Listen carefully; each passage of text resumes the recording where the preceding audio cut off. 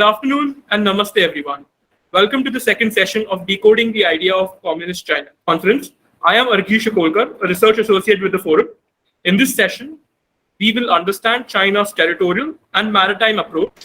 The session chair is Professor Nanda Kishor MS. He's an associate professor in Department of Politics and International Studies at Pondicherry University. He holds an MPhil and a PhD in political science from Hyderabad Central University HCU and completed postdoc at the University of Leiden in Netherlands. Dr. Kishor was a recipient of the short-term Junior Research Fellowship from UNHCR, Brookings, and Government of Finland. He's a senior fellow at Defense Research and Studies, TRAS in India, analyst at Islamic Theology of Counterterrorism in London, and a visiting fellow at AIDIA in Kathmandu. He is also on the advisory board of the Indic Research Forum. The speakers of this session are first, Dr. Stephen P. Westcott, Lieutenant General Shokin Chauhan, Vice Admiral Shekhar Sinha, Dr. Yoichiro Sato. I welcome all the speakers and request Dr. Nanda Kishor to proceed with the session. Over to you, sir. Thank you, Argish, for that kind introduction. It's always a pleasure to be amidst such stalwarts here. Few of them I've known for a while. I've shared the session with them. It's indeed a pleasure. It's a very important session on Chinese territorial and maritime approach because it's always shrewd with or filled with a lot of complications, sub-strategies to a lot of other things that we have been observing for a very, very long time. And at the same time, they may differ from place to place. They may also differ from scenario to scenario. And they've also been changing their strategy very often. That's the dynamism that they've exhibited for a very, very long time. Now, without wasting much time, because the plan is to hear from the learned speakers here, in the order that's been given to me, I will perhaps request them to be here. The first speaker is Dr. Stephen Westcott, a good colleague of mine before I left from Manipal. He's an assistant professor at the Department of Geopolitics and International Relations, Manipal Academy of Higher Education. His work primarily focuses on interstate border disputes in the Indo-Pacific region. He's also the author of the recently published book, Armed Coexistence, The Dynamics of the Sino-Indian Border Dispute. And we have known him as a scholar who can bring theoretical interpretations to the argument that he makes. And without wasting much time, I would request now Dr. Stephen Westcott to make his remarks. Thank you for that great introduction, Nanda Kishor, and thank you to the Indic Researchers Foundation for hosting this and inviting me along to present my views and thoughts on this matter concerning China's border disputes. So without much preamble, I'll get straight into the discussion. So as we all know, China has been notably assertive in its territorial border disputes in recent years, most notably, of course, on the India-China border, but also along the South China Sea, to a lesser extent in the Sengaku-Dayu dispute with Japan. Whilst this has obviously generated much discussion, there has been very little active efforts to dig down into the fundamental motivations or driving factors behind the China border policy. And that's what I want to try and touch upon today. So in my opinion, or through my views, I should say that I perceive there to be two fundamental pillars or mindsets that have been driving China's territorial border dispute policy over the past probably 40 to 50 years, definitely since Mao has died, if not well and truly before.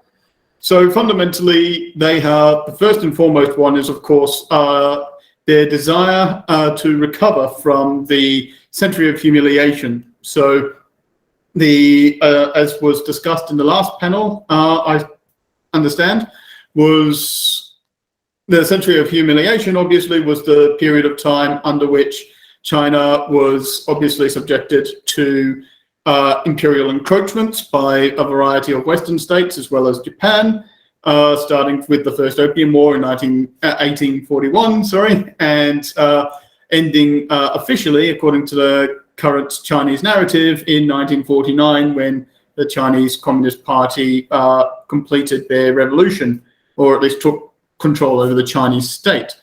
So during this period of time, obviously China lost a significant portion of its territory, mostly to the advance of Russia, who either outright annexed sections of the territory from Imperial China, or ensured that successor states were carved out of it, most notably, of course, Mongolia. We have also to recognize that under the Century of Humiliation, China's sovereignty was effectively disregarded by every major power that was operating at the time. There were significant enclaves that were carved out of China, even though China was not directly colonized. It was forced to effectively allow people to engage in their own laws within their own state. So they weren't able to engage in their own, or enforce their own laws, I should say. So this has obviously formed a major narrative within China's discussion and policy frameworks, with the idea of not just necessarily reclaiming the lost territory. They believe that project to have almost been complete, and I'll talk a bit more about that in a sec, but it has been very much concerned that it never returns to a situation where it will be subjected to the same violations of its sovereignty again in the near future, as well as trying to obviously reclaim its position at the top of the international hierarchy, or at least its perceived natural position at the top of the international hierarchy.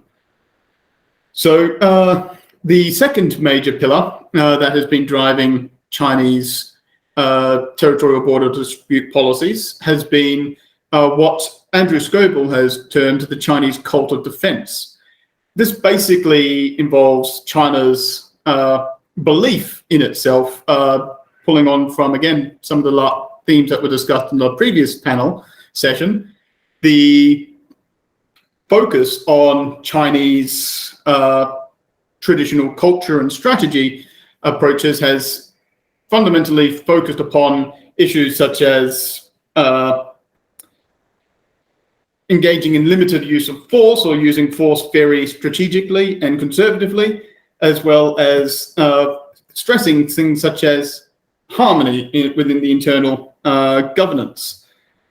Obviously, there's also a fair degree of preference for psychology and using stratagems as well as calculated uses of force, rather than necessarily just going in there and trying to overwhelm your enemy necessarily. So this has generally provided China with a mentality that it is effectively a defensive nation, and especially is very much concerned with the fact that it is necessary occasionally to engage in pre-active self-defense, but very definitely active self-defense, but not necessarily to engage in any form of territorial aggrandizement. So these two basic pillars come together to form a driving force behind China's approach towards territorial border disputes that sees it not trying to reclaim lost territory, but definitely trying to prevent what they term nibbling away at their borders. So they are actively trying to consolidate their territorial borders, and often speak in a lot of their laws and press announcements and other forms of statements that they seek to resolutely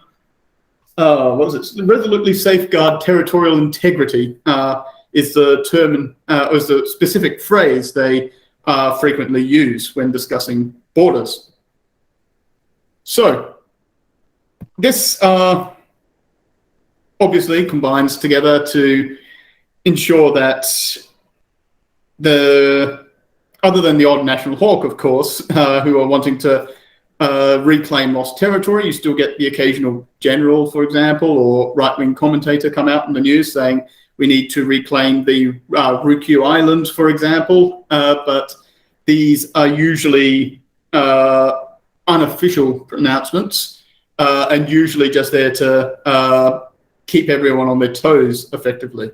But the official policy has generally tended to be that they want to effectively, resolutely hold the line and prevent any further encroachment. It also means that whilst they're taking very much a defensive posture, at least in their eyes, they want to try and actively push their frontiers as far away from their homeland as possible. So they have a very clear understanding. It's not, at least as far as I'm aware, expressed in any of their major documents or elaborated in any great detail, but they have a very clear understanding between what would be a frontier territorial border dispute and a homeland territorial border dispute, of which the only one left is Taiwan. So their frontiers, they believe, they don't really wish to progress beyond, but they definitely don't want anybody encroaching past where they've drawn the cartographic line, at least from their perspective. The cartographic line may shift every now and then, depending on who is in charge, or who is reinterpreting the situation on the ground. But the focus for the vast majority of the Chinese has been to prevent any major pushback or encroachment upon their territory.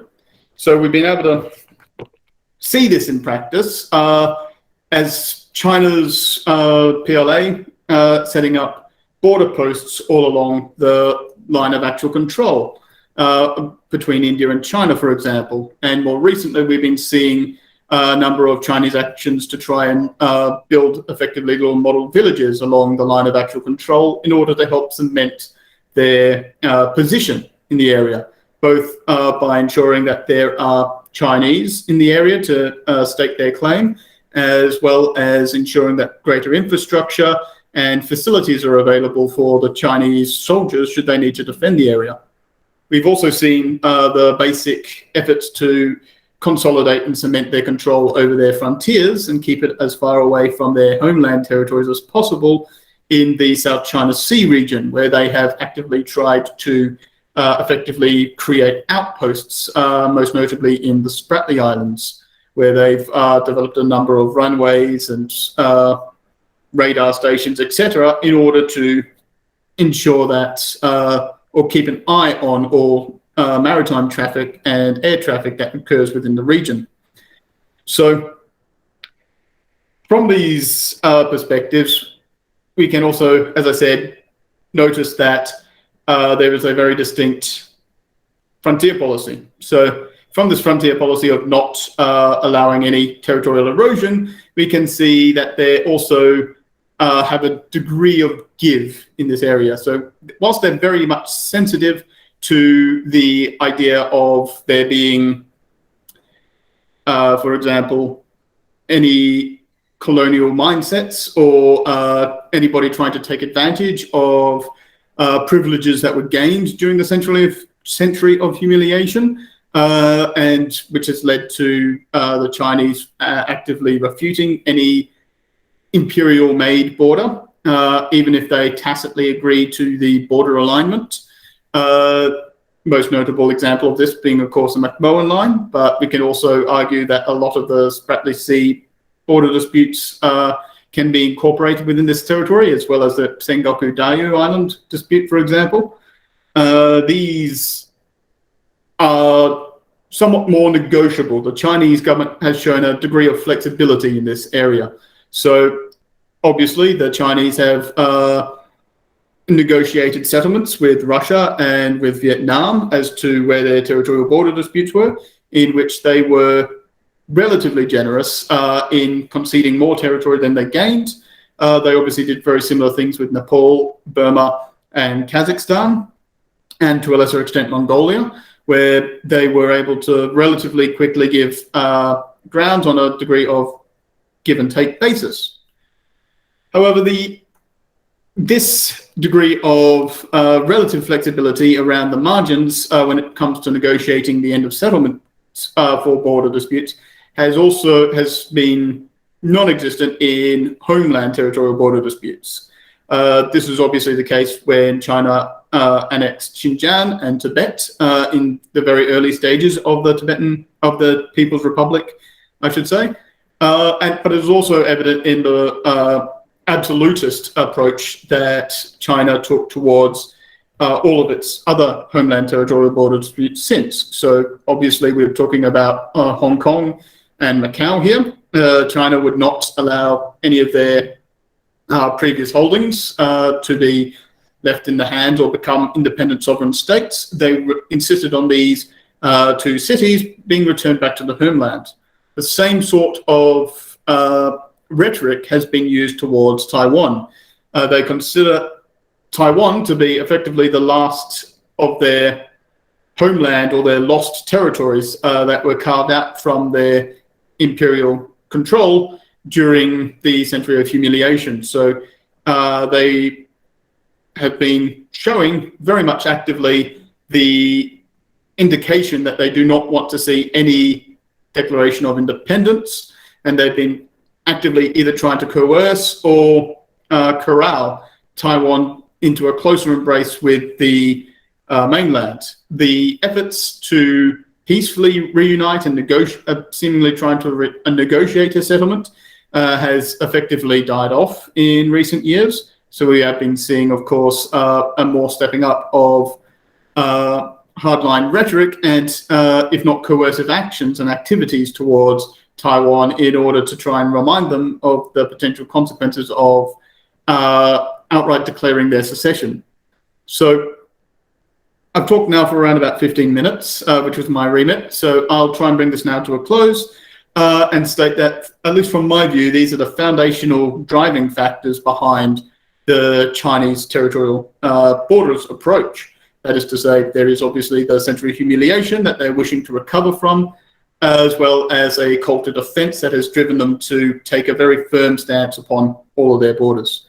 I'll be, of course, willing to discuss this further in the questions or after my colleagues in the panel have had their official say, but otherwise, I'll leave it here. Thank you. Thank you, Stephen. I think I should have said that in the beginning. You can go up till 20 minutes, but nevertheless, nothing wrong in completing in a little earlier than what is anticipated. Excellent points made from you. It's a very good what is the session. We move on to the next. We move on to the next presentation. That is by Lieutenant General Shokin, and we look forward to listening from you, sir. I would prefer to introduce you at the end, and now you can probably make your comments, sir, so that there is some additional time that is available to you.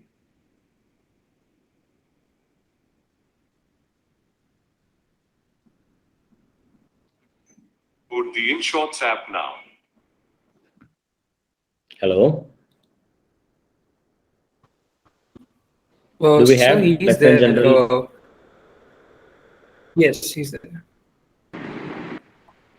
Okay. Let me then just introduce him. Lieutenant General Shokin Chouhan, PVSM, AVSM, YSM, SM, and VSM, a decorated officer, was the chairman of the ceasefire monitoring group in August 2018. He was the Director General of Assam Rifles, India's oldest and largest paramilitary force. He has held several key appointments during his long career in the army. He has served at the apex level in the Ministry of Defense and the Ministry of Home in counterinsurgency, counterterrorism, border guarding, and human resource management. He also has vast experience in military diplomacy since he was defense attaché in the Indian Embassy in Nepal for 3.5 years between 2004 to 7. It's an honor to have you on board, sir. Thank you. Over to you, sir. Thank for the you. 3 minutes. Thank you. Thank you very much. I enjoyed the previous session and, of course, the initial remarks. It's China is a difficult subject to study. It's been difficult always. They are in many ways inscrutable in their attitude, and all we have are actually, we can only think of, how should I put it, trying to interpret the signals they give out. Sometimes these signals are misleading, sometimes deliberately misleading, and therefore we have to be very careful when we are trying to look at China. I would, in my session of next 15 minutes, I would like to delve into the past to see how China reacted in certain places. What have been China's issues, especially when dealing with the British India, then India, and of course the place where both China and India meet, that is in the area of Nepal. Now, you're aware the Himalayas have been the arena where British India and China competed for influence earlier because of the old Great Game. The fence system, operated by Britain, resulted in an independent but friendly and cooperative Nepal, with Sikkim and Bhutan as Indian protectorates, and with Tibet as an autonomous buffer state, guaranteeing British India's commercial and strategic interests. But 100 years, from then, almost 80, 70 years from then, similar dynamics and similar concerns are there in India today. Even earlier, even when we were under the colonial power, independent India's foreign policy wanted to, once we got independent, our foreign policy, we wanted to continue the British policy toward the Himalayan states.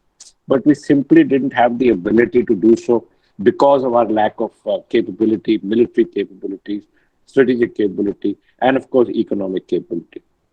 Uh, it could also be due to the lack of a long-term strategic vision, lack of resources, or the excessively idealistic structures of the Indian foreign policy. The fault lines in our foreign policy on Tibet became apparent after 1951. Between 1946 and 1951, India followed a policy that was laid by the British and treated Tibet as an autonomous buffer state between India and China, accepting the concept of vague Chinese suzerainty but not sovereignty over Tibet. And therefore, I wonder if you all are aware that in March 1947, a Tibetan delegation was invited to the Asian Relations Conference in Delhi, despite Chinese Kuomintang delegates also being present. Newly independent India wanted to protect India's security interests in the Himalayan region. So, as the Chinese communists neared their revolutionary victory, our Prime Minister rushed through a series of defense treaties with Bhutan in August 1949, Nepal in July 1950, and Sikkim in December 1950. These countries instituted uh, India's redrawn Himalayan security zone. In February 1951, he established the North and Northeastern Defense Committee and also visited then NEFA, the Northeast Frontier Agency, now Arunachal Pradesh, Sikkim, and Bhutan. But let me go first to Nepal, because that's where the Chinese five-finger policy has played out the most. Uh, China's long-term game plan in Nepal has shaped China's security and foreign policy objectives. Nepal and China, as you're aware, if you just look at the map, share a border spanning 1,414 kilometers. And China has played a significant role in determining the future shape of Nepalese politics. Uh, in 1950-51, after the invasion of Tibet by the PLA, this resulted in significant changes in the Chinese relationship with Nepal.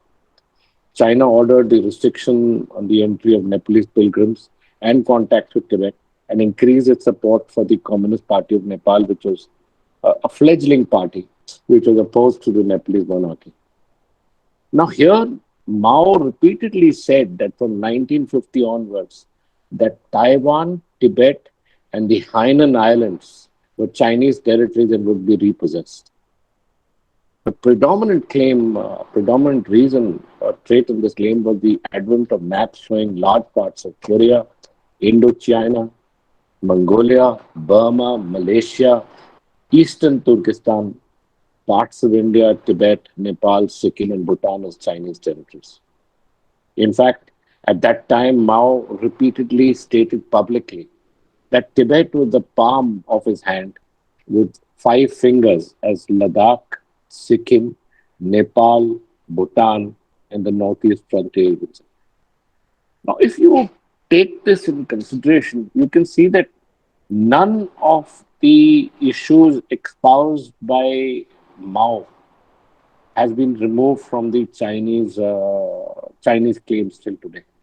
That means even 75 years later or 72 years later, China continues to follow what Nepal stated publicly, the five-finger policy, the palm of the hand, there's Tibet, and the five fingers at Ladakh, Sikkim, Nepal, Bhutan, and Nepal, the present-day Arunachal Pradesh.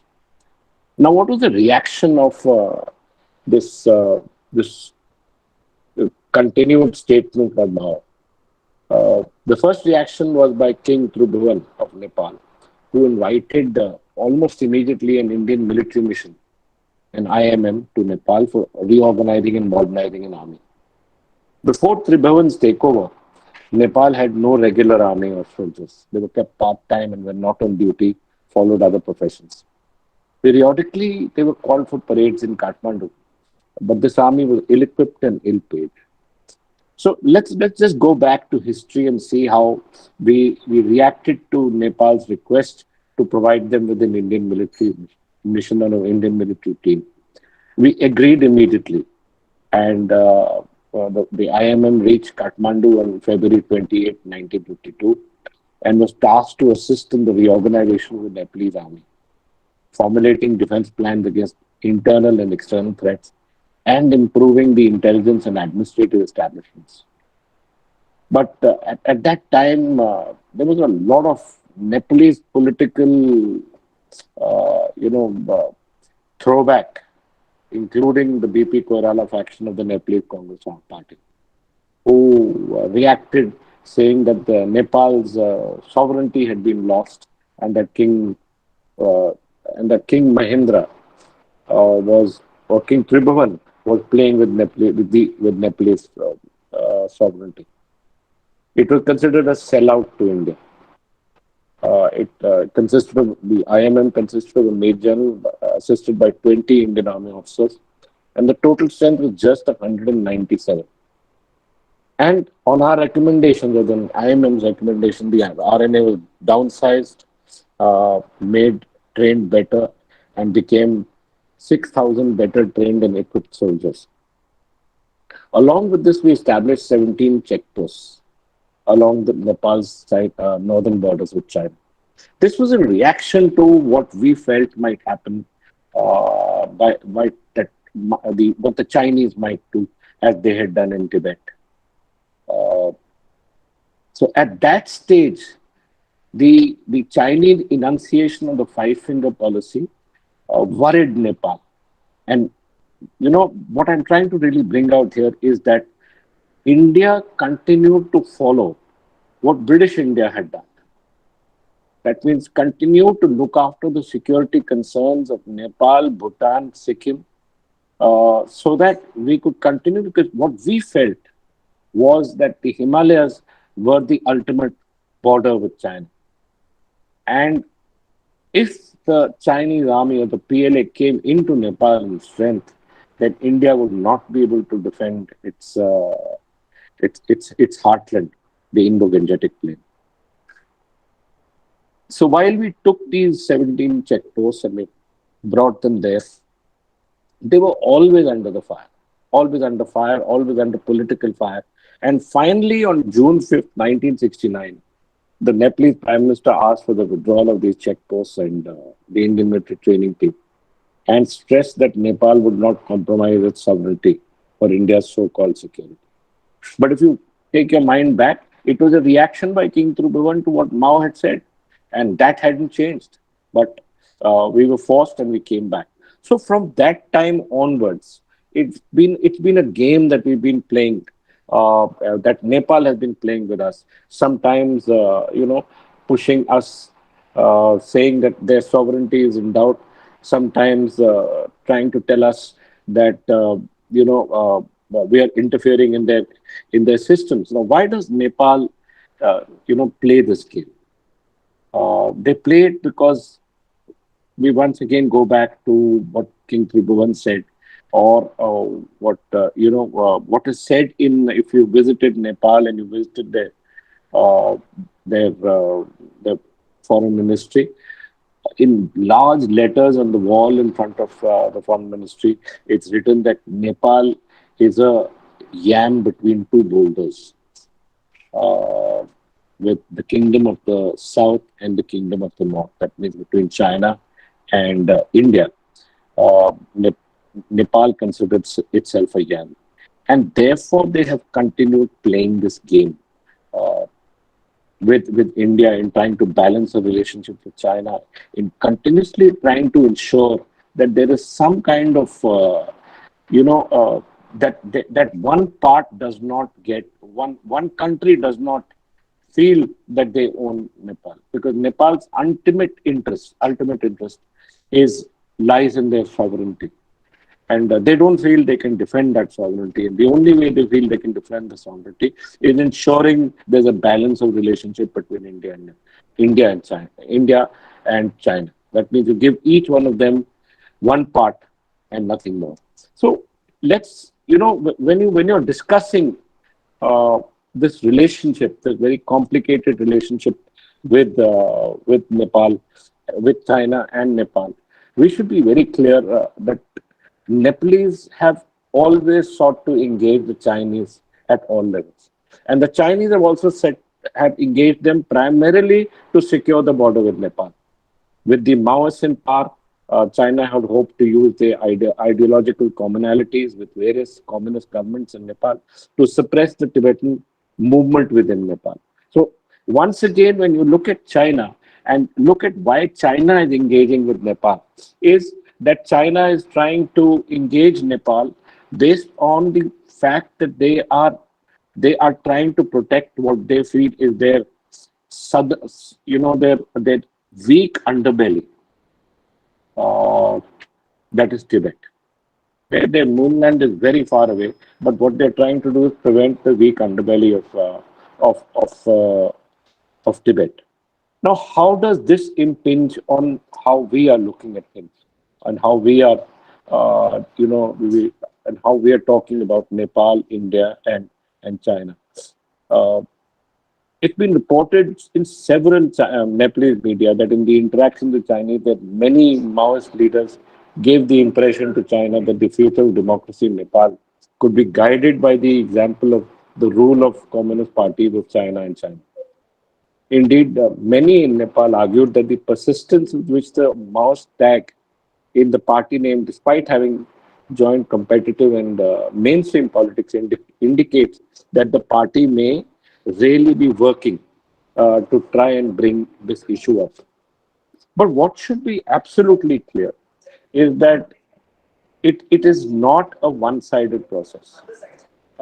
It is a two-sided process, and it will continue to be a two-sided process what because of this known insecurity of Nepal. That, and we will continue to be. Why it's important for us to understand is that we will continue to be competitors with China. China will not change this policy. They will not change what Mao's thought. In fact, Xi Jinping has only reinforced this particular thought. So we should be absolutely clear that this five-finger policy that was espoused by Mao in 1948, 49, 50, 51 will not change. No matter what kind of government comes into power in Nepal, no matter what kind of government comes into China, this desire to continue with what they feel is the domination of the Middle Kingdom will always bring us on a collision path with against China. So that is something that we must be very clear about when we are dealing with China. And why I, feel that it is important for us to understand Nepalese structures and Nepalese thoughts is that when you start looking at China, you also have to look at China through Nepalese eyes. You have to do that thought process to see how insecure Nepal is.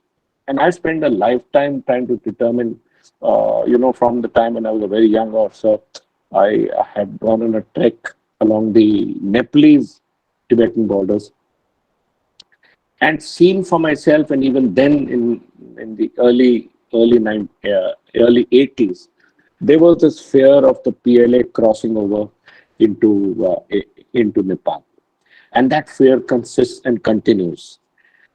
Today, when India and China are having a standoff in Ladakh, the same issue about the five-finger policy comes back. Are they continuing to reinforce this policy? Will they stop at the line where they are? Do you think our desire to push them to a status quo situation as it existed before April 2019 is a realistic one? Is something we need to think about, because I have not known China to change these issues. If anything, China will cement, to my mind, cement this particular line and continue to push further, because what China has always said is that it will not give up its thought process on what she's supposed to be owning as as a country, what were actually Chinese territories.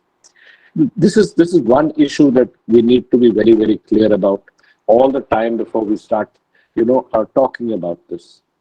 And now, what is China doing in Nepal? Chinese also asked the Maoist-led government to adopt a one China policy, not to allow Nepalese land to be used for anti-China activity, take strong action against Tibetan refugees, and grant special facilities for Chinese investments in strategic sectors. China has also initiated track two diplomacy with Nepal and invited a number of Nepalese scholars to undertake visits to Chinese think tanks. And in 2009, we had the Chinese Foreign Minister Yang Jiechi stating in Beijing that China would prefer to work with Nepal based on a strategic partnership. Now, is this the start of China trying to take over Nepal? If, for example, China reaches a point of negotiations with Bhutan, which they have now started independent of India, if they come into Nepal on a hypothetical case, on an invitation by the Nepalese army or the government of Nepal, what do you think we should be doing? Where would we be able to draw this line? And is this red line of ours realistic today? Our red line, as espoused by Nehru, and that has not been changed over the last 75 years, is that the PLA must not enter Nepal. Because Nepal's strategic geography, once the PLA crosses the Himalayas, there is no place at which we can stop the PLA, and they will hit our soft underbelly, the India's core, that is the Indo-Gangetic Plains. We have no defense lines, no natural defense lines where we can actually control them. So that is one issue that, when you are talking about China, it's something that you should continue to think about. And, how do we guide the government into rethinking our defense lines, rethinking our red lines, and how do we negotiate with China, which is actually continuing something that Mao said in 1948-49. That part of China has not changed, and even today, Xi Jinping's thought processes says that this is their core interest, and they're not going to give it up. So, when we try and understand China, we must understand China from three different thought processes. One is continue to study China in China. There's a lot of talk, a lot of thought processes about the Chinese population rising against Xi Jinping, or the Chinese Communist Party throwing out Xi Jinping. To my mind, that's not going to happen. The second is, will there ever be a case where Nepal will openly side with India, given the strategic balance of power? India is 1/5 of the Chinese economic capability. Definitely 1/5 of our armed forces. China spends 7 times more on her armed forces than India has. So there's a vast disparity of power. I still remember when I was researching, my thesis on the India and Nepal strategic thoughts in the 21st century. One of the things that struck me was that when did Nepal start changing its policy and start going back towards China? Because that determines how people look at us. We might look at ourselves in a particular manner, but how do our nations that are on our periphery, smaller nations, look at their relationship with India?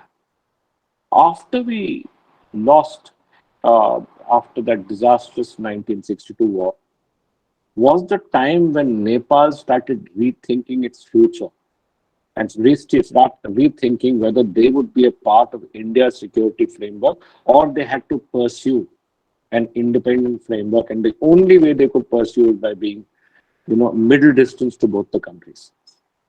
So once they realized that India cannot protect them, that after the 1962 war, that's the time when Nepal started renegotiating, and that's the time after 6-7 years that they asked the Indian military training team to leave Nepal. This was on the behest of China. And from then, from 1969 onwards till now, 2022, there have been this relationship has not changed. We will continue to be balancing ourselves. We will continue to be dealing with ourselves. In the future, now let's just go back to the future. How should we be planning on defending India? Because that's the next issue that's the next issue that we all should be looking at. Where all do we draw our defensive lines? One is where we are facing them in Ladakh. That's one point at which we will have to continue to oppose them in Ladakh. We are also opposing them in Arunachal Pradesh. Our lines are along the watershed. We have strong defensive lines in Arunachal Pradesh, and it's unlikely that the Chinese would be able to break us in Arunachal Pradesh or in Ladakh. But where are our weak points? As a military man, I can be absolutely forthright to say that our weakest point is if the PLA crosses the Himalayas and comes into Nepal. That place, flowing downwards, we have absolutely no chance of creating any defensive lines there. And to then move forces which are already in Ladakh, which are already in Arunachal Pradesh, and then to move these forces to a line along the Indo-Nepal border would be very, very difficult to negotiate. We're looking at 2.5 fronts. We've already counted 3.5 fronts. So this is the issue that should keep our China students, our China watchers awake at night. We need to be rethinking where and how we can deal with this, this continued enunciation of the Chinese Fivefinger policy. They will, and China has a long-term plan, they will deal with Bhutan in its, independently. Bhutan too might be lost at some point or the other. They will deal with Nepal. So we need to be thinking about these issues, and that's all I had to say for the moment. I'll be ready to take on any questions that anyone might want. Thank you. Thank you, sir. I think quite a few very important issues being raised there, including the type of statistics that you gave in terms of the number of times the money that's been spent on armed forces between India and China. To several of them, I think very important observations, and also the cautioning words coming from a practitioner. We move on to the next speaker, because there might be a lot of questions that perhaps that will come up in the questionnaire. And now we'll move on to the next speaker, also a very, very dear friend of ours and also a decorated officer, Vice Admiral Shekhar Sinha, PVSM, AVSM, NM and BAR, ADC. He's a former 3-star Admiral of the Indian Navy. Admiral Sinha joined the Navy in 1974 in the executive branch of the Indian Navy. He was a naval aviator, a fighter pilot. He flew the Sea Harrier. He commanded 2 Sea Harrier squadrons as well as A Station Hansa. Admiral commanded the first Saryu class patrol vessel INS Saryu, the Deepa class fleet tanker INS Shakti, and the guided missile destroyer INS Delhi. Ashore as a flag officer, he served as flag officer naval aviation, assistant naval staff, air as well as control personnel services. As a rear admiral, Sinha served as the flag officer commanding the Western Fleet from 2007 to 8. In a short stint in 2011, he served as the 6th Chief of the Integrated Defense Staff. In 2012, Vice Admiral Shekhar Sinha was appointed flag officer commanding in chief Western Naval Command. It's an honor as well as a pleasure to have you here, sir. Over to you for the next 20 minutes. Thank you very much for that intro and inviting me to speak here with the Indic Research Foundation and to speak on China's maritime policy. China's maritime policy is no different than what General Chouhan mentioned just now, Shokin just mentioned about how they have sort of slowly sliced into everybody else's territory and claiming that it was there historically. And I tend to stumble on China more often in books and documents of historical nature rather than at sea. At sea, of course, we have had a lot of interactions, sometimes good and sometimes bad. But one thing is sure that the maritime policy of China has become very aggressive from the time Xi Jinping has taken over, and it was quite passive before that, and nobody heard much about the Chinese, the Chinese sort of naval power or maritime power, so to say. So I would put it that it is not that Xi Jinping is responsible for all that is happening now. China has always had shall I say that, a plan.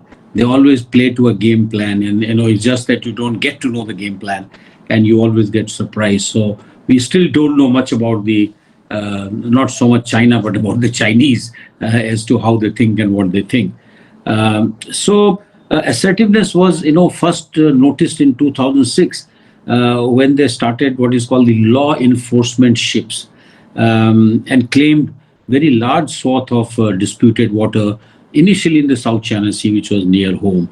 Then, whenever there was a, UNCLOS wanted to do any resolution procedure, they would withdraw. They would not participate in. It's not the first time that has happened in Scarborough Shoal. It has happened earlier as well. And they've continued doing unilateral exploration of offshore gas fields and, do some sort of kind of production of oil in the disputed waters. What Xi Jinping has done from 2012 is he says that build China into maritime great power. And official document actually says it all in what is called the political work report. There are a large number of speakers and learned people here who know that this work report is produced at the Party Congress. So in the 18th Party Congress in 2012, the goal was put forward actually by Jian Zemin in 2002, the first time during what is called the two meetings, constructing a maritime great power to an important historic task. He says that constructing a maritime great power is an important historic task for which we must earnestly conduct research. And research they did, I will come to it in a minute. Before that, I wish to mention that it was in 2008 that the State Council document titled Planning Outline for Development of National Maritime Activities. So this is the first written document which gives you a sense of what will be the maritime policy of China in the coming days. And Xi, in his address, he said that, tension between China's claims, avoiding any. They said that you must work between advancing your claim, China's claim, and avoiding any military escalation. He said that the unity of right, distance, and stability maintenance. So, defense and stability maintenance. So they don't want to fight a war. But at this point in time, it will be correct for me to mention that there are 3 naval officers who were doing PhD work in one of the university, and it was made public, it was come online. And I think it was withdrawn very quickly. But I got hold of a copy of some of the summary of this entire thing, where these guys say that time has come for China to create a problem where there is none, create a controversy where there is none, and thereafter withdraw from there and allow the people to keep arguing as to who does it belong to, particularly the land territory or the sea territory, and come for negotiation only at a time when you find that it might slip out of your hand. And in the negotiation, you get as much as possible by throwing tantrums. So you would have got something when there was nothing to claim. So this is the policy which the Chinese follow, and I'm sure that General Chouhan must have noticed this during his time in the service, and also during his research, that this is exactly what China does. Why I'm mentioning this is because it has got a context even later. In July 2013, Xi Jinping said, that coordinated planning of as far as defense and the stability maintenance is concerned, must have number of situations worked out in your mind and see which kind of defense you will put and how much distance will you maintain, how close will you come to the actually a war without fighting a war. And thereafter, he put a policy which says no acceptance, no participation, no implementation. And this they have followed by and large in some form or the other in every dispute. First of all, don't accept that it is dispute. You say it is mine. Where is the dispute? Ye to mera hai. That is the kind of thing. No participation. If you want to have any argument, you want to have any meeting, you want to have absolutely no participation at higher level where the decision will be taken. And thirdly, no implementation. You can carry on giving as many decisions from International Court of Law, they will not accept it. And this was very clear during the case of Philippines on the Scarborough Shoal very recently, where the Permanent Court of Arbitration judgment was thrown out of window by the Chinese. So this is what. So he says that he further goes to say that China will not willfully not give up its legitimate right, much less sacrifice what is called the natural right on a particular place. So he says there's no question of giving. It is our absolutely natural right. We are not going to sacrifice even an inch. That he's been repeating quite often. In 2009, Beijing, first time in a diplomatic note, it attached the 9-dash line map, to some country.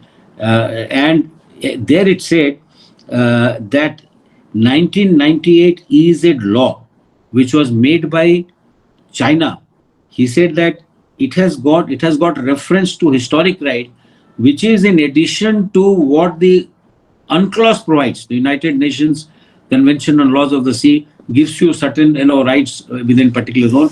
He said no, my 1999 EZ law, 98 EZ law is in addition to what the UNCLOS provides. So there's no question about these two mixing up. So this is what he says. The PRC does not consider its maritime claims to be bound by international laws. That's exactly what it means. Thereafter, there have been a massive expansion of outposts in the Spratly and Paracel Islands, and this has been the most consequential as far as the entire maritime scenario is concerned. 2 years of sustained reclamation work, converting reefs into 1,300 hectare and 1,800 hectares of lowland with no regard to ecology, and the financial cost. It's been a terrible cost. Somebody has done the study. If you wish, you can see it. You can go to the net and see it. Then it constructs a lot of infrastructure on these islands, 3-kilometer runway, hangars, cruise missiles, and what have you. In the 19th Party Congress, Xi puts a paper about his achievement during his time, and he talks about South China Sea island construction. So they call it as an achievement, not as something which they should not have been doing, because none of it was in their own territory as per the UNCLOS.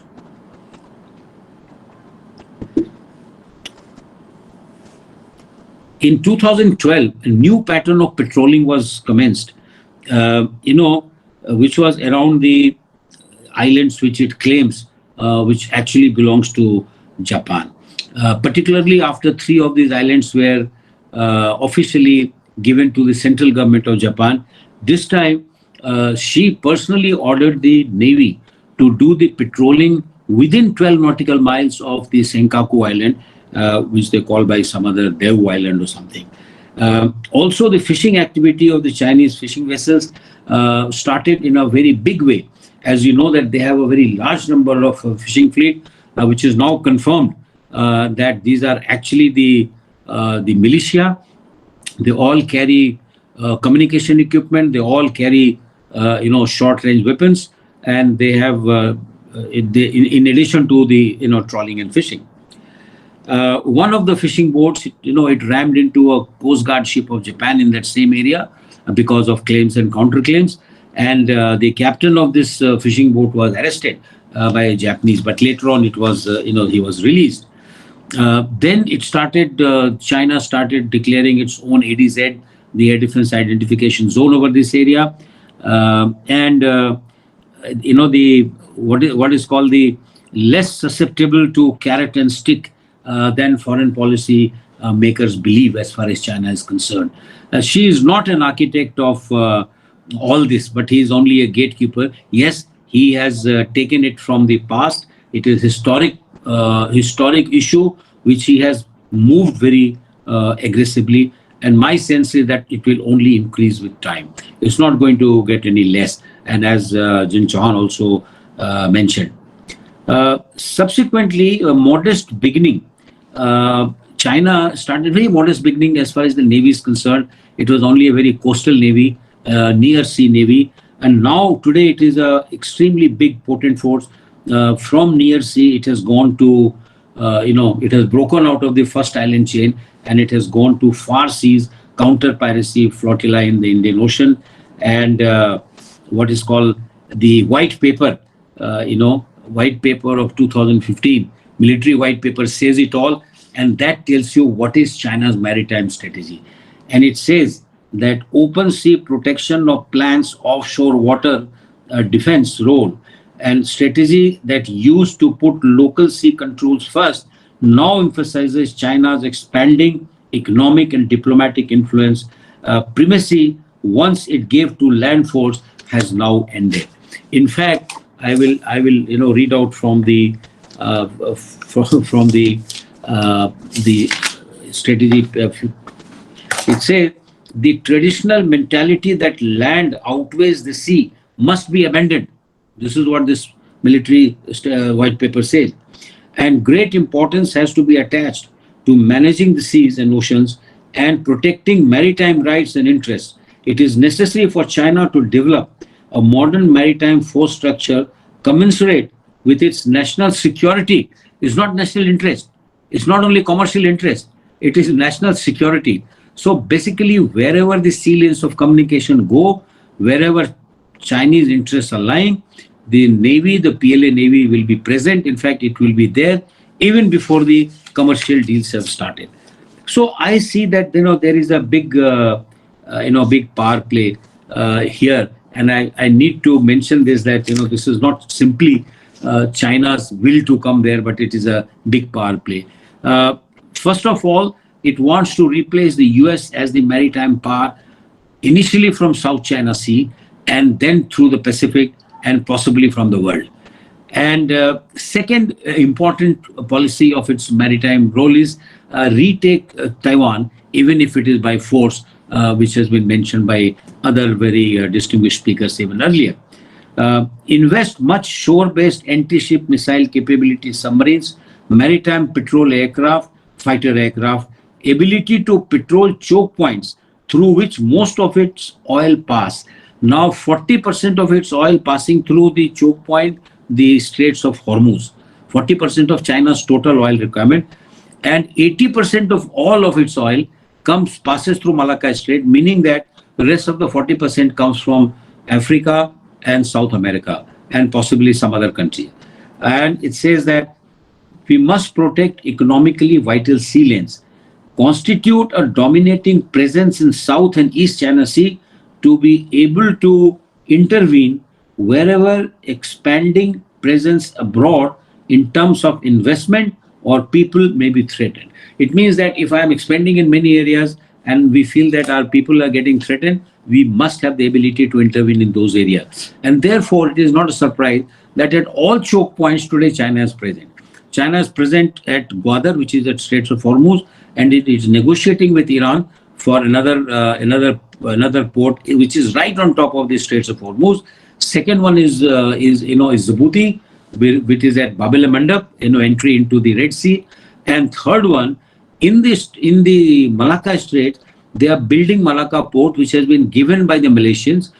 In fact, there is no need to make Malacca port because Kelang port is walking distance and it doesn't require such a huge port. But they are already building, they have reclaimed the land, they are making 3 sort of island kind of structures joined, make a port. By the way, one Chinese submarine has already paid a visit to see whether the depth is enough or not. This has happened very recently. So what makes China's rise as sea power troubling for countries that rely on America to maintain the rule-based international order and the freedom of the seas are the behavior of the Chinese. The Indian Ocean, South China Sea and East China Sea are vital transit routes for the world economy, not only for China. 8 out of 10 of the world's busiest container ports lie in this region, in the region that we are talking about. 2/3 of world's oil shipment travel across Indian Ocean on their way to Pacific, with nearly 15 million barrels passing through Malacca Strait every day. So that is the importance. And if China is going to remain there and start sorting out its problems with any individual, the whole world is going to be in big trouble.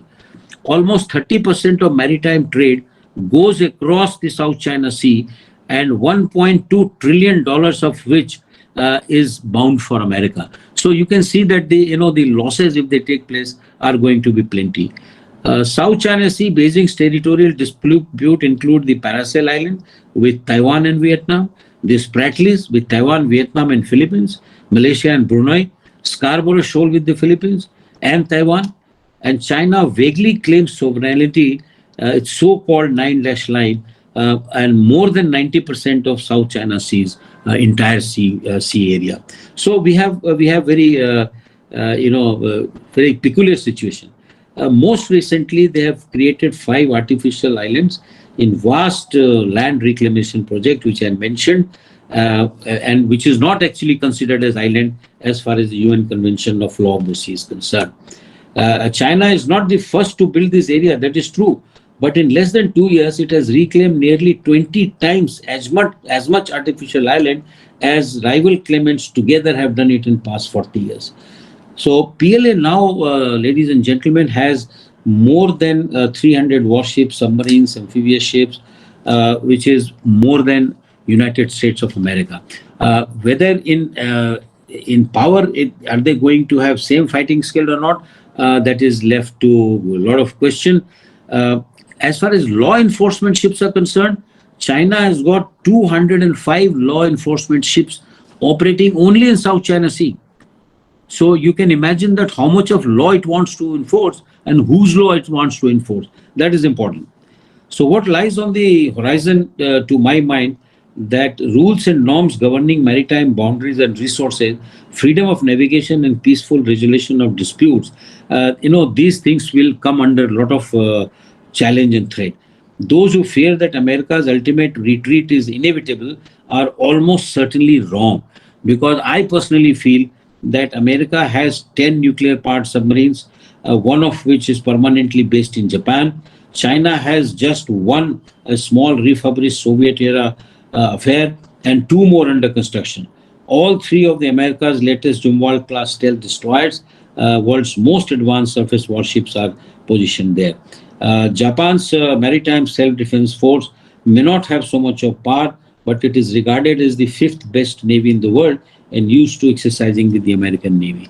So my point is that having spelled out maritime strategy or maritime sort of thinking of China, and I mentioned 5-6 points, that replace the US as the dominant power, retake Taiwan, protect economically vital sea lanes, take Senkaku Island, Japan, just reclaim everything that you had and more than that, and constitute a dominant presence in South and East China Sea. As you know, they have already entered the Indian Ocean, and I think in the long term, I wouldn't be surprised if they have an Indian Ocean fleet based in Gwadar in coming times, and that's my very personal assessment, which I have been talking. But what I'm more worried about is what Mahan has observed, Alfred Mahan, that history of sea power is largely, though by no means solely, a narrative of contests between nations of mutual rivalries, of violence, and frequently culminating in war. And therefore, end of quotation, and therefore, when our External Affairs Minister, Dr. Jaishankar, he said that, it should be cooperation and should not turn into contestation.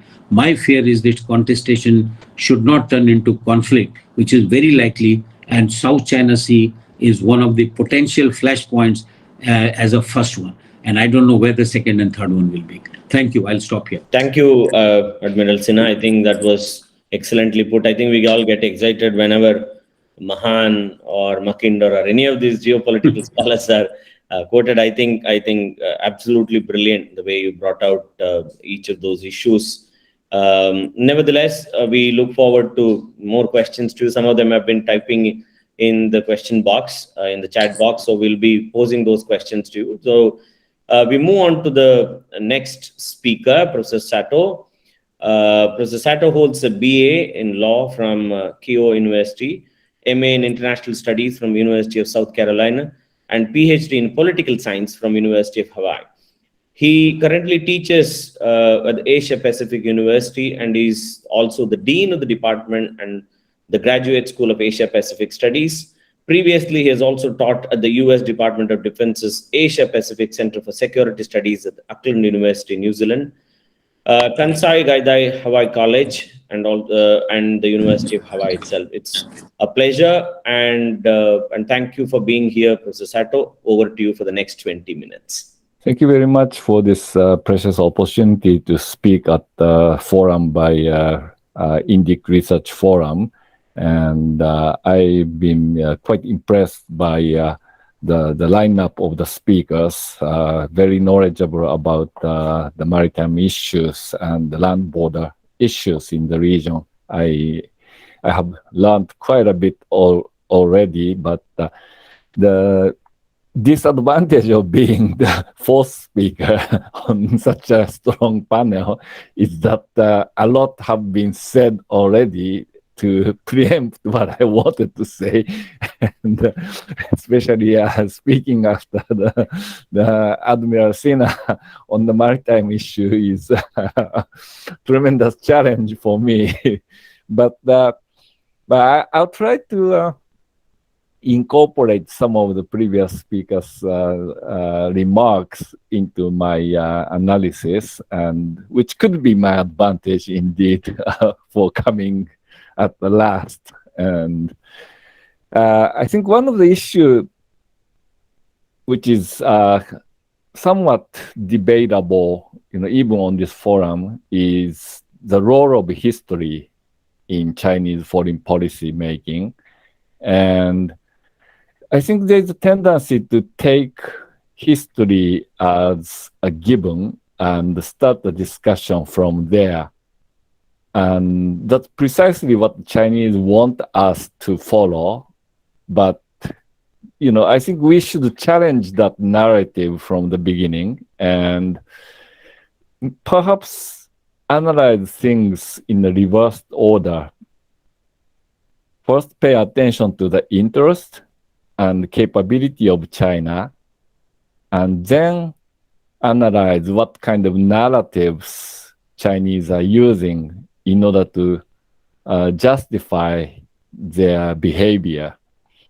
So in that sense, when you pay a careful attention to what Chinese has been talking about particular disputes in light of history, you will see that the narratives have changed over time. And this is particularly true when it comes to the Chinese dispute with Japan over the East China Sea, and particularly focused on the Senkaku Islands. When the mainland China, the People's Republic of China, was, just got kicked, kicked out the nationalists from the continent, and consolidating its grip on the mainland part of China, and the Taiwanese are still thinking about reconquering the continent and wiping out the communists in the counteroffensive and so forth. Back then, the communist China was not talking about Senkaku Island at all. And as you can find on the Japanese Ministry of Foreign Affairs website, there have been Chinese government documents which attribute the sovereignty of the Senkaku Islands to Japan. And the old maps published in China also marking Senkaku Islands as Japanese territory, and so there are plenty of evidence that the Senkaku was not the issue as far as the People's Republic of China was concerned. And then, what about the nationalist side? The Chiang Kai-shek left the mainland and went to Taiwan, and Taiwan wanted to have a good relationship with Japan in competition against the communist China. So Taiwan had no interest in making an issue out of the Senkaku Islands. But in the late 1960s, some UN agencies announced that it found a significant oil and gas deposit in the East China Sea. And then the Taiwan had to lodge a claim to the Senkaku Island. And once Taiwan lodged the claim, the Senkaku Island became the issue of legitimacy competition between the nationalist China and the communist China.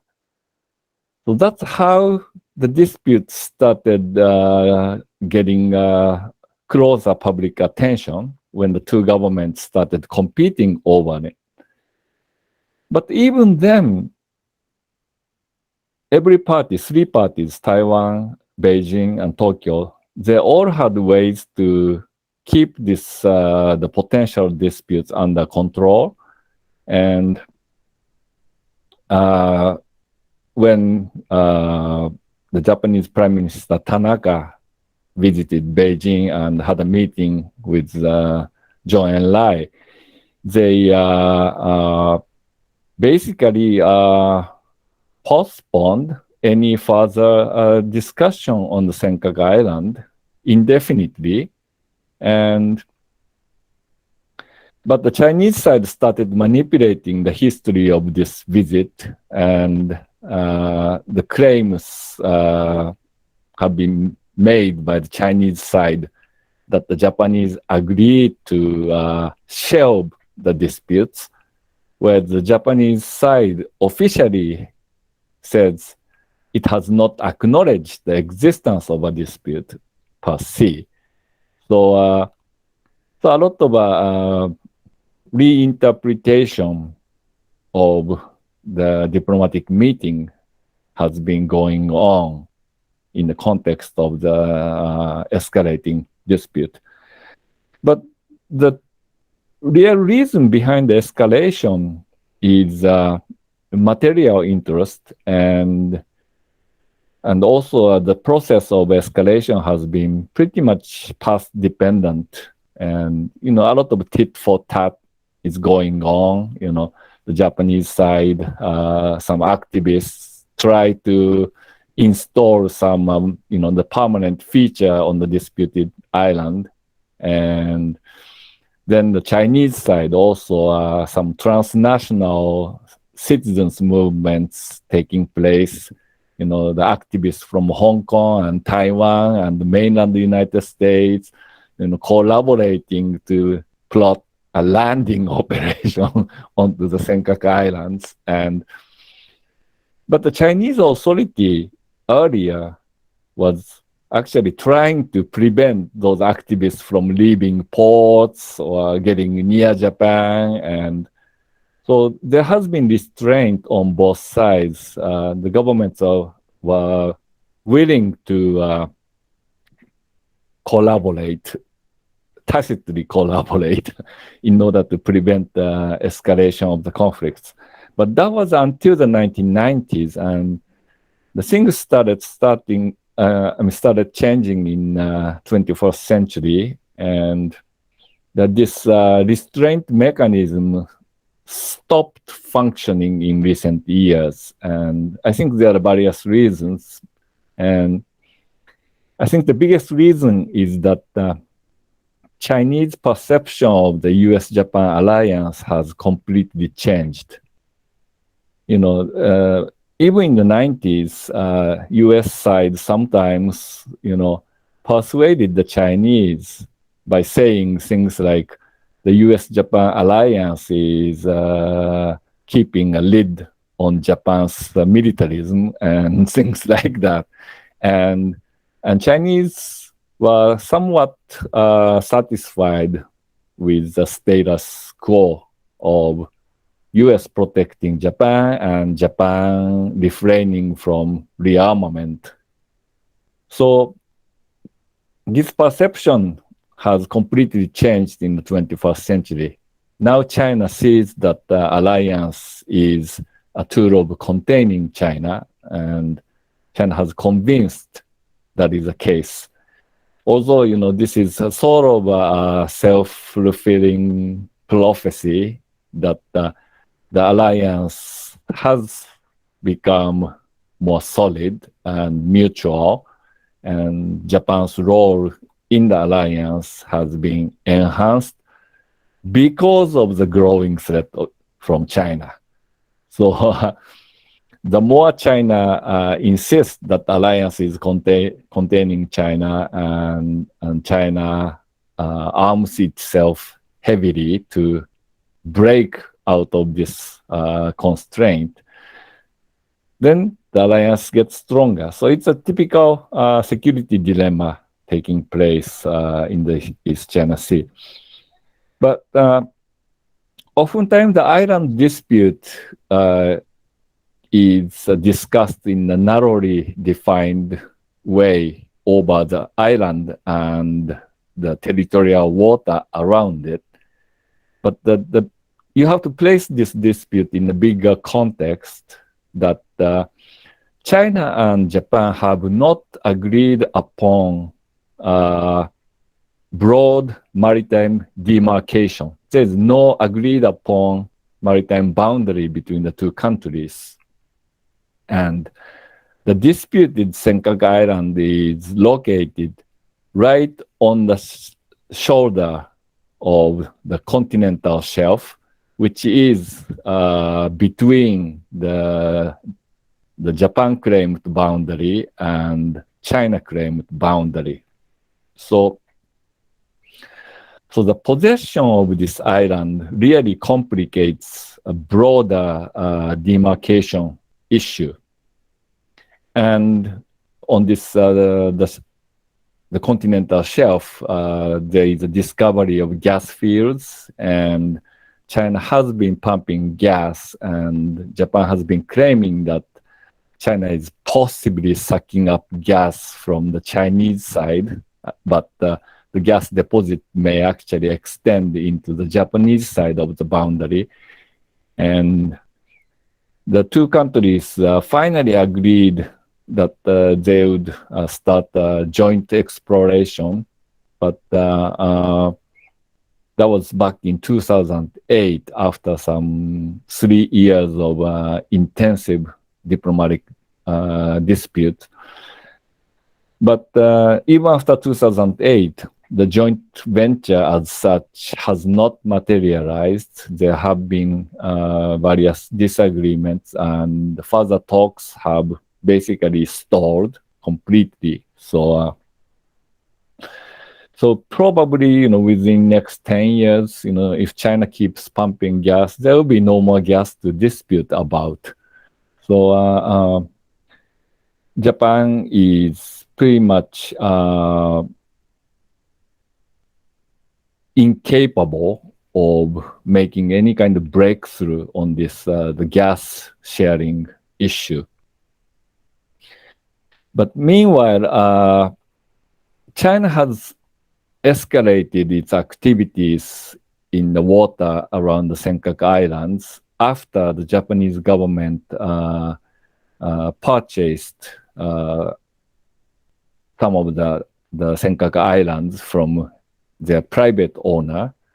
And again, this resulted in the Chinese reaction, very harsh reaction by both the private individuals in China protesting on the streets and so forth, and harassing Japanese tourists and attacking Japanese businesses and so forth.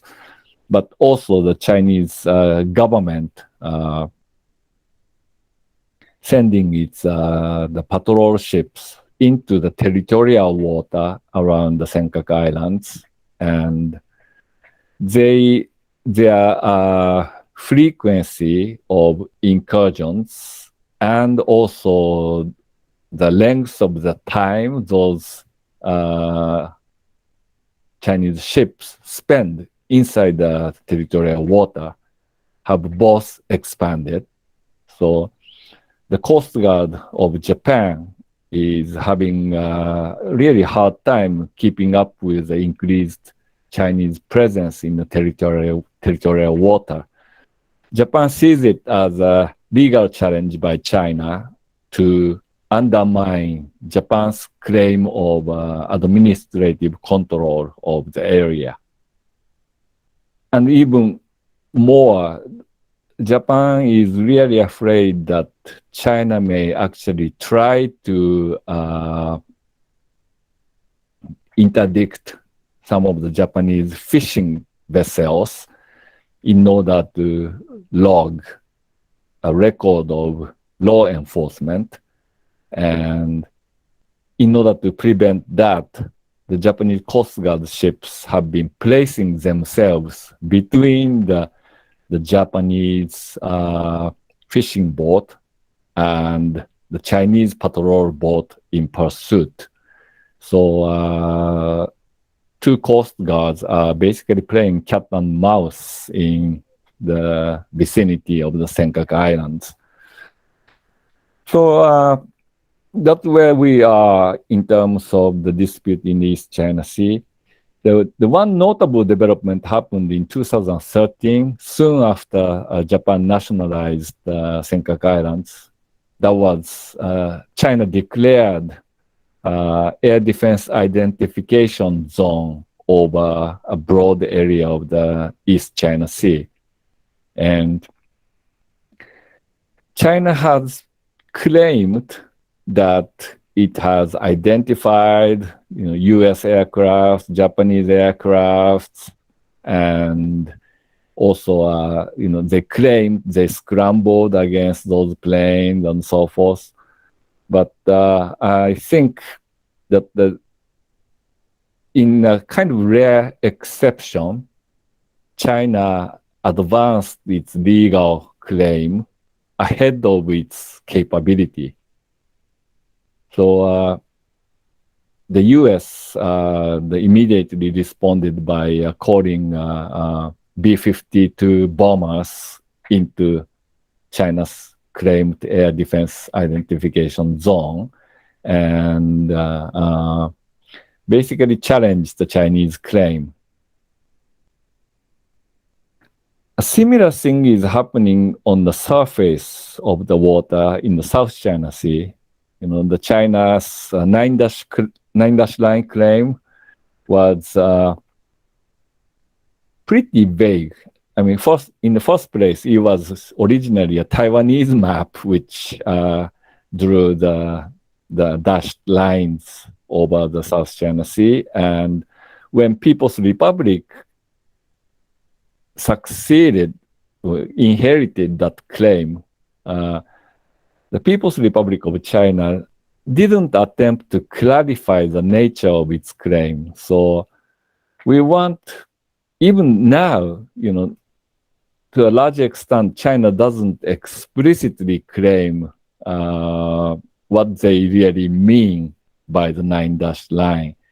When you ask them, they'll say, "Oh, it's everything." And, so it's very difficult to bring China into the debate based on the UNCLOS. But at the same time, we have observed that China has been pretty reserved through the 1990s and even probably the first decade of 2000. China has been very much restrained in its own diplomatic conduct towards Southeast Asian countries, because China clearly understood that being nice to the Southeast Asians was the best way to keep the Americans out. And on that point, China had a correct understanding earlier.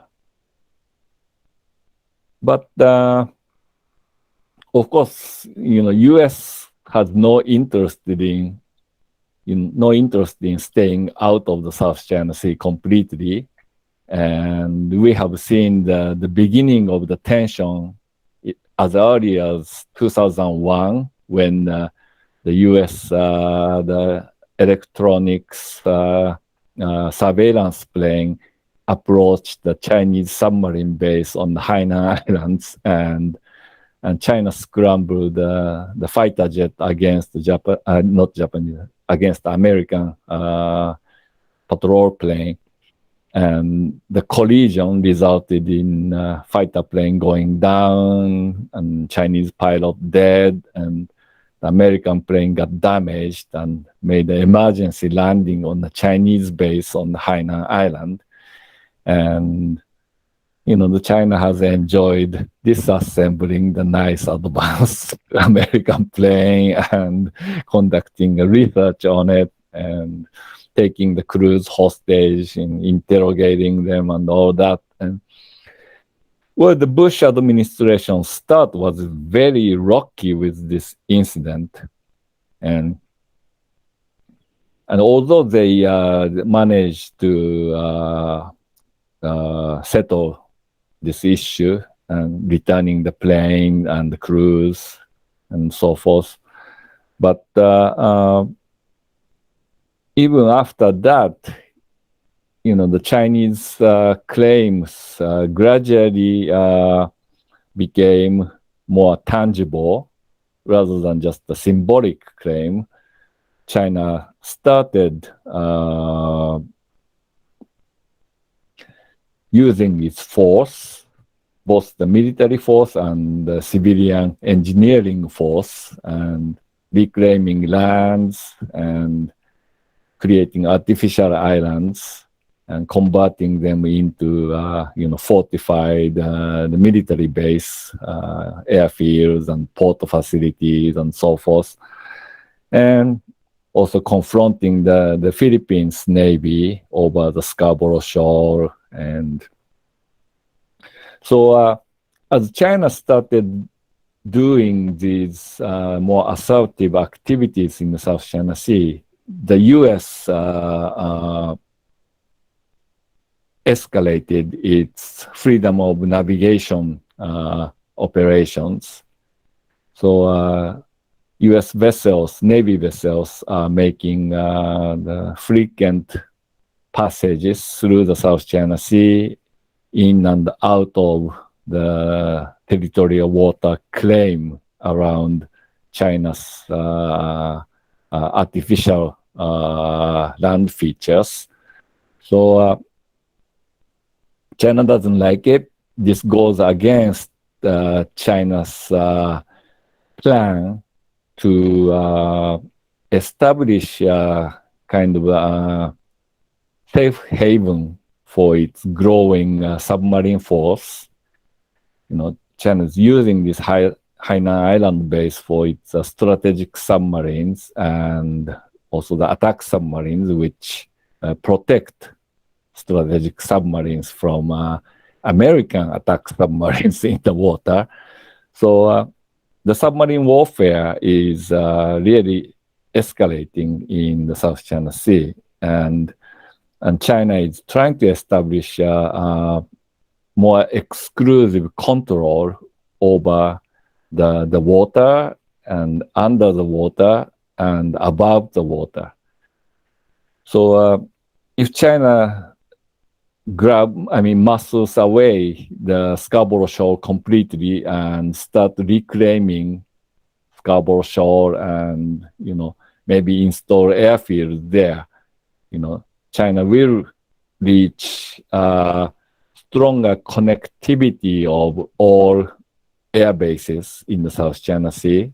And maybe that's when China will declare ADIZ over the South China Sea. China has not done it. China has learned the lesson from its unenforceable ADIZ over the East China Sea. But when the capability catches up with its claim, China will likely set up ADIZ over the South China Sea. So lastly, let me mention a couple of things about the BRI. I think with BRI, China is exploring the several access points in the Indian Ocean region and also in the South Pacific as well.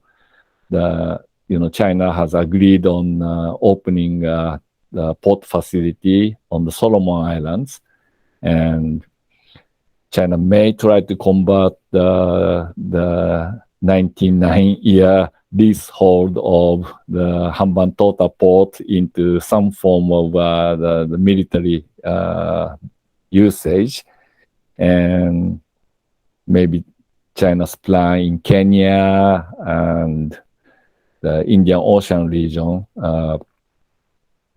may eventually reach a network of Chinese naval bases. But at this point, at present, I think it's a little too early for China to effectively connect all those claimed areas. And I think the Admiral had already mentioned the importance of Bab-el-Mandab Strait. And of course, China already has a base in Djibouti, right next to the American and Japanese facility there. So the choke point control is a subject of competition between China and the US and some other participants, including Japan. So I think in conclusion, China has used history to justify its growing claim, and the China's claim becomes explicit when the capability to enforce such a claim catches up with a claim. And I think that a lot of Chinese behavior is best explained in geopolitical terms rather than the historical narrative being a driver. Historical narratives are used to justify the material interest. Thank you very much.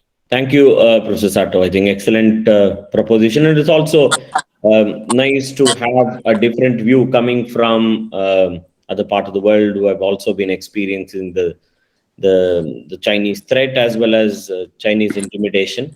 Now we have certain questions already being posed by the participants here, but at the same time, I would request the audience, if there are some of you who want to ask the questions directly, that's also good.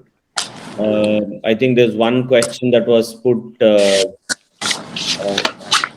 for Stephen Westcott, but I think Stephen has already answered that. I will move on to the other question. This is directed to Lieutenant General Chauhan.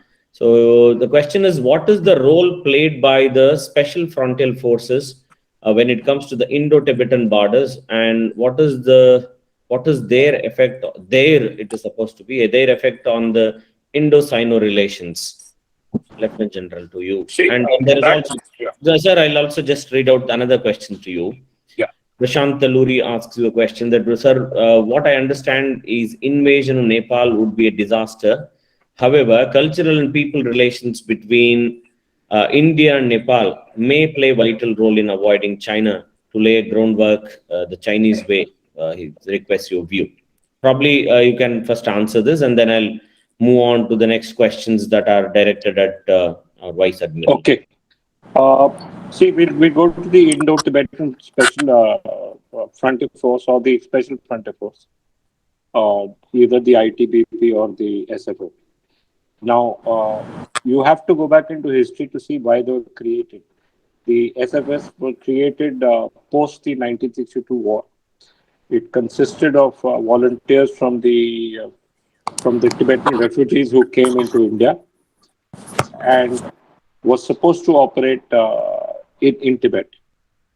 Now, that didn't happen. Subsequently, the SFF now is a paramilitary force.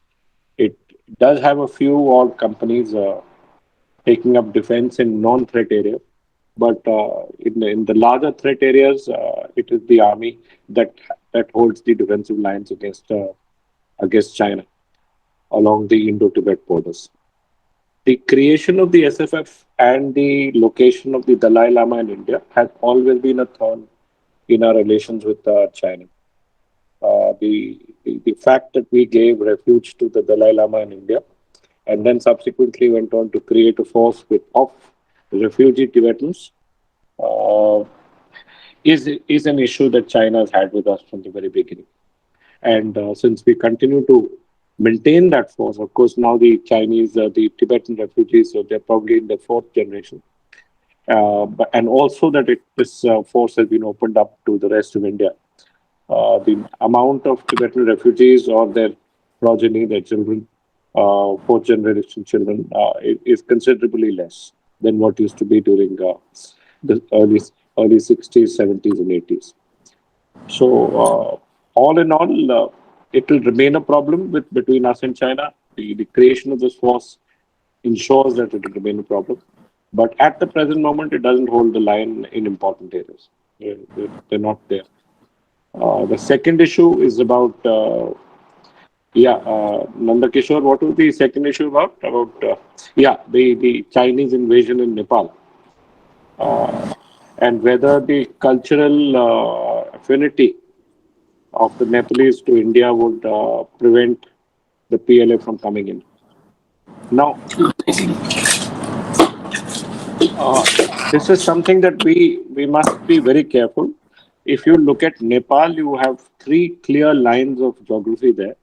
You have the higher Himalayas, that is the actual border with China or Tibet. You have the middle hills, where the majority of the Nepalese stay. And you have the Tarai, where people of Indian origin or of greater Indian relationship than the rest of the Nepalese stay along the Tarai.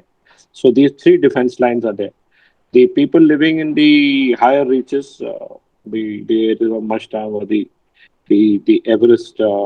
Everest areas, are anyway people of a stock which is similar to the Tibetans. And for years they have been trading with the Tibetans. Now, for generations and generations, for the last 1,000 years, they have been trading with the Tibetans. So I foresee no problem as far as the population in the higher reaches is concerned, and there I can't see any way by which any one part of that population will ever oppose the Chinese coming in. If the PLA crosses and comes into the middle Himalayas, that is the place from where we draw our maximum troops from, the Mughals, the Gurums, all stay in this particular line. We can expect a fair amount of problems. We can expect some kind of defensive lines, provided the politicians of Nepal foresee this threat and ask us to help them out. But it seems a difficult issue. The once they cross into the Tarai, or the Tarai is a large Indian population. I mean, Indian origin population. It's a very large population, and the people are absolutely, like Eastern UP, Eastern Bihar, and they have cultural affinity. They have relatives across. They have intermarriages and things like that. So that would be certainly a great disadvantage for the PLA. Using force, is an issue. How many people will they kill? They'll definitely not be welcomed with open arms. So that's the issue. But it would be a disaster if the PLA crossed into the upper Himalayas and came into the first line of the Nepalese staying in the higher Himalayan region. The Bhotes, the Sherpas who occupy that area, it would be a disaster for us.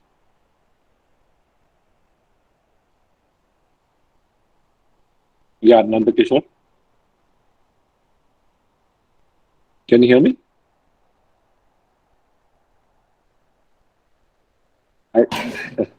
Yes, sir. Yeah. Thank you.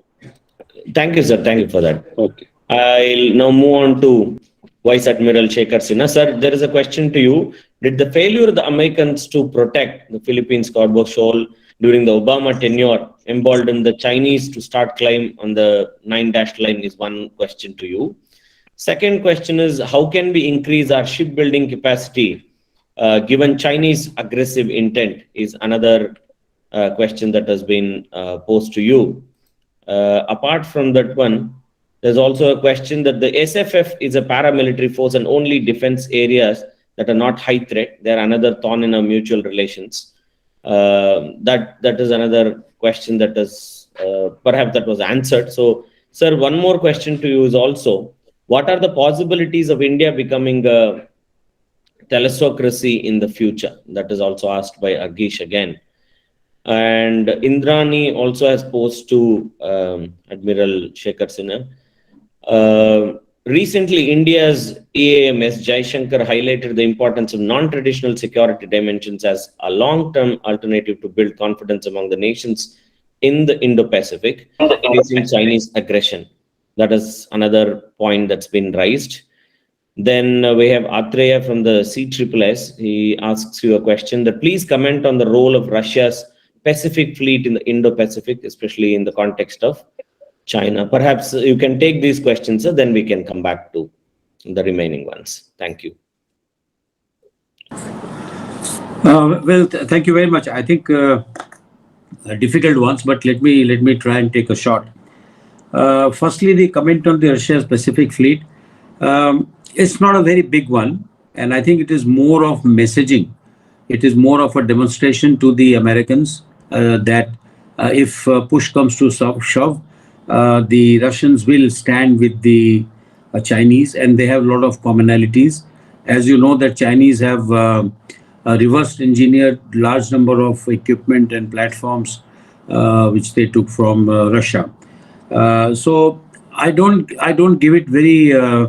I would think that China alone has got a lot of powerful ships and submarine, but the Russian Pacific fleet coming down into South China Sea and further down into Pacific, while they may come, but by themselves, maintaining the ships and supporting the ships so far away from their own home base, it's a little bit of a tall order. And also, one of the reasons why the Soviet Union, the Soviet Empire did not come sort of clean and equal to the Americans, and it finally led to its fall. One of the reasons is that the sea power of Russia or Soviet Union was much meager compared to the Western Bloc, to the Americans really. And I think that sea power is an important plays a very important role. Not that continental power does not have role, but I think, as you can see, that if Ukraine had not happened, the shift of the Americans of the West to Indo-Pacific, and the deal which they have done with Australia, and UK, all these are pointed in the direction that the sea will hold the, oceans will hold, the. Can you switch off the mic? Somebody's mic is on. So I think it's the oceans are going to play an important role in the geopolitical competitions which are emerging. As you can see that what is happening in Ukraine and Russia, the one superpower wanting to wear out the Russians completely, which they have said time and again very openly. So let us see how it comes, but there is no other power which is apart from the EU. Nobody's coming directly to support the nobody's fighting the war for Ukraine. A similar thing is likely to happen on the Indo-Pacific. But because Indo-Pacific is a large area and you have so many countries, 4 countries, India, Australia, US, and now UK and Japan, all these combined, the Russians, the Chinese are very worried. They're quite worried with this Quad, and they're very worried about the AUKUS, though they keep saying that it is like a surf in the water. But the fact remains that there has been a lot of write-up in the Chinese media. A lot of the intellectuals of the China, they have written that Xi Jinping should rethink, raising the bar in the Indo-Pacific region, and this should have a cooperative mechanism rather than a fighting mechanism. So that is what. Second one, coming back to Indrani's input, non-traditional. Yeah, I'm absolutely right.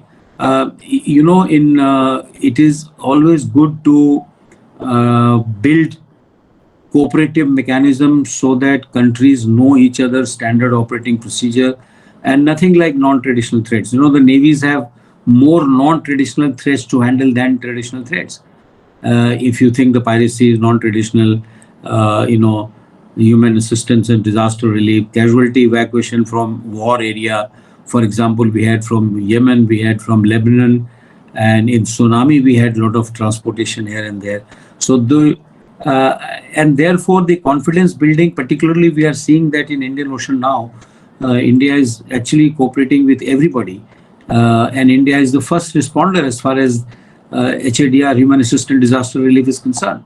Any country in the littoral, India is always there to reach out and take them out. And that gives you a little bit of confidence that, okay, there is somebody who is going to take care of you if there is a disaster at sea. Similarly, in Sri Lanka, there was a massive, oil pollution, which would have threatened the marine life and also their harbors. Indian Coast Guard, immediately pitched in, and they removed all the pollution in absolutely very, very short time. So I think for confidence building, the non-traditional threats, they have, BIMSTEC is going to make one cooperative mechanism. And I think this Colombo conclave and BIMSTEC, if they come together, I can see that one Indian Ocean, some kind of structure building up which will take care of the non-traditional threats. Obviously, traditional threat people, for example, let's say there's a war or China has become offensive and India is fighting, then every country will weigh its own options. Because don't forget that China is also supporting all these small countries, and for them to oppose China militarily, even at a small level, it will be very difficult, like is the case in ASEAN. You see, ASEAN, it suits China because, it cannot take on ASEAN collectively, and ASEAN cannot take a decision collectively. It hasn't taken any decision collectively, except for maintaining status quo.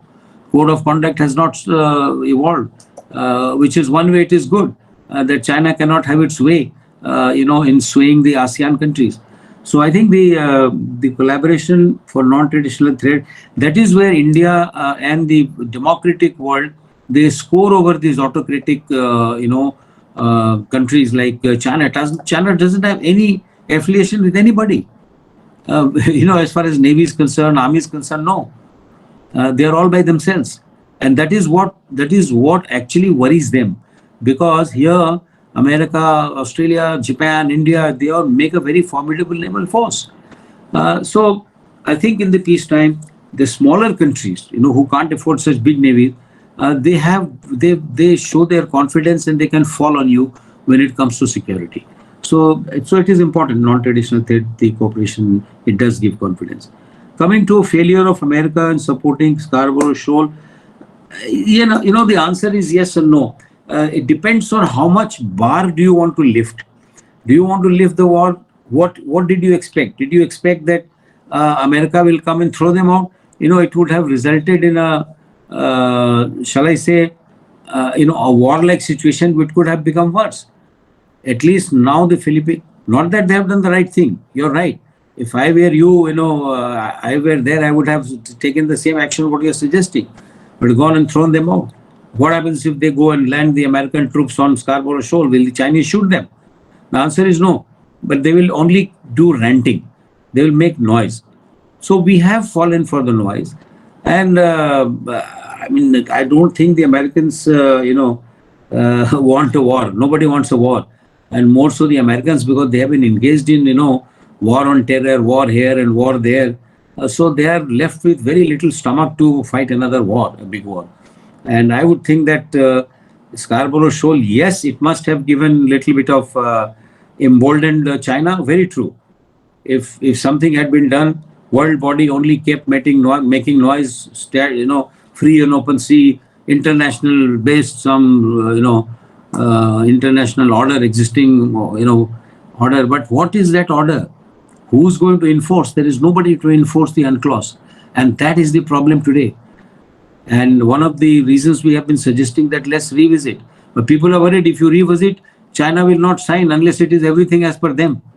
At least you got some laws in which you can pin down the Chinese. So I think what you're saying is right, but nobody has stomach for fighting at the moment, I think. One last question was shipbuilding capacity. We have lagged behind. If you see basically the private players have to come in and a lot of money has to be sunk. I would think, these big names in India, like, Adanis and Ambanis and who have you and Mahindras, they must have. Larsen Toubro has just got a new yard in off Chennai. And I think that similar thing is required. Pipao is there, but that port is located in a very ridiculous place. Some new places have to be developed into a full-fledged shipyard. Unless the private sector pitches in, I don't see that the government sector making private ships. We have to build merchant ships. You will be surprised that we pay more money in hiring ships for our trade outside the country than all the shipyard value put together at the moment. That is the kind of money we pay in hiring ships from other countries. So it has been brought out. Now the shipping ministry is taken control. It has got all these people on board. Sagarmala is coming up. And I'm sure in Sagarmala there are 2-3 minor ports which are being developed into major ports. And those major ports will have a yard. Let us see how it works out. But you're right that we have fallen back. We are not up to speed. And it should be done sooner than later. Because it is not only the combat force. When you say maritime force, it means the overall maritime scenario of the country. We have to show ourselves as a big maritime country. Thank you. Thank you, Professor Sinha. I think Admiral Sinha, I think excellent answers, very elaborate answers as well. Now I have questions for Dr. Sato. Sir, one of the questions is that how does the Japanese foreign policy establishment view the case of Quad? And what are the major differences and similarities between PM Abe and then PM Kishida in the context of handling foreign policy issues of Japan? That's first question. The other question is, how do the Japanese public view Japan's engagement in the South China Sea? Is there widespread public support for Japan's active role in the sea where Japan is not a claimant? That is another question that perhaps you can answer. Thank you, sir. Okay, thank you very much. Many questions. I think the MOFA view of the Quad is that I think MOFA now feels that it has regained the control over this process. I think earlier this four-party cooperation idea was very much led by the Prime Minister Abe during his first time prime ministership, and also the second time prime ministership from late 2012. And the Abe's version was more focused on security cooperation among four parties, and also it was heavily influenced, colored by the democratic ideology. Whereas I think after MOFA regained control over this four-party cooperation idea, the agenda have been broadened to be more inclusive of economic aspect of cooperation, as well as non-traditional security concerns, and also the environmental issues and so forth. So I think it has, the new concept has downplayed the identification of China as the target of the four-party cooperation, and it has become far less explicit about China being the only and the primary threat for all four parties as such. So I think MOFA is very much comfortable with the way the Japanese government overall portrays the quadrilateral cooperation today. And, you know, one of the things is that the earlier acronym of FOIP, Free and Open Indo-Pacific,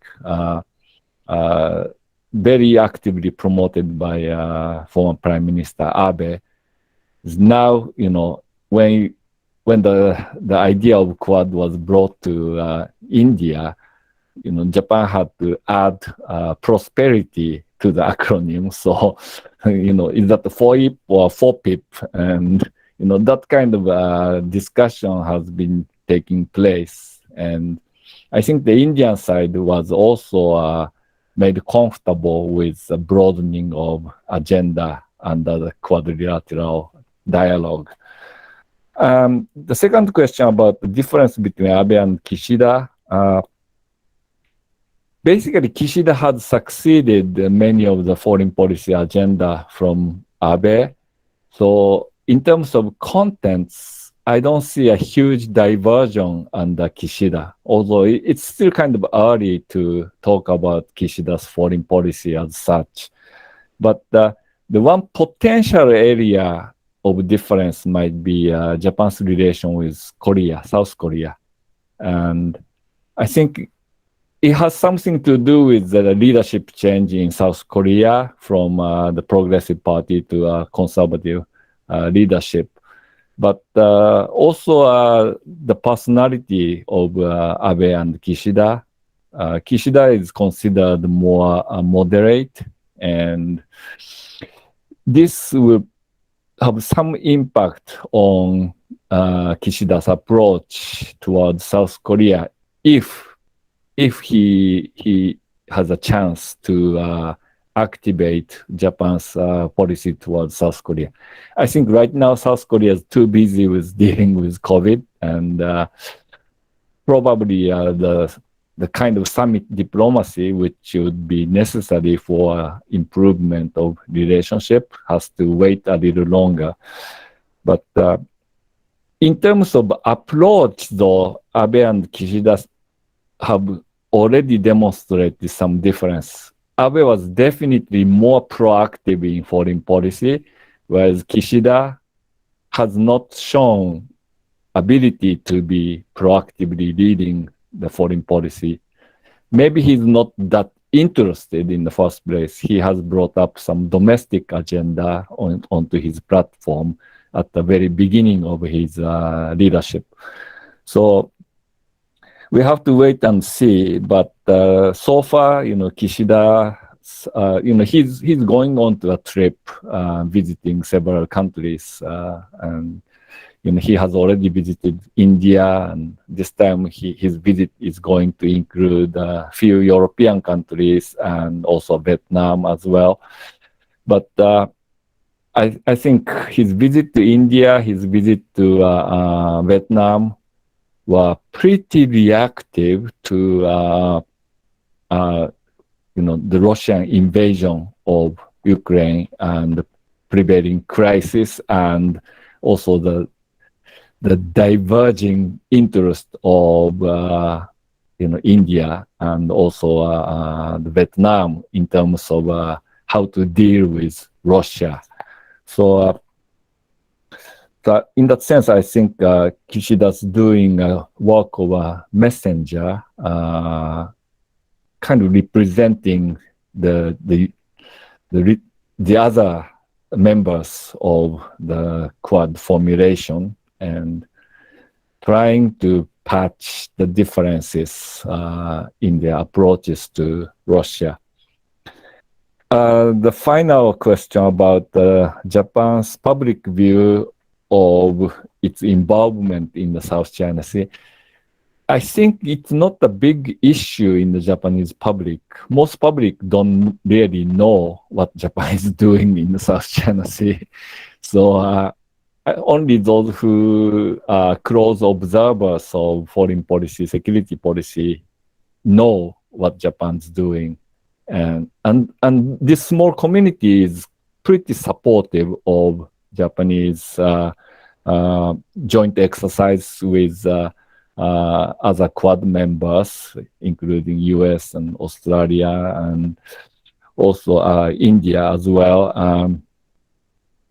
Also Japan's capacity building efforts with countries like the Philippines, Vietnam, Malaysia, Indonesia, the littoral states of Southeast Asia to build their Coast Guard capability to resist bullying by China.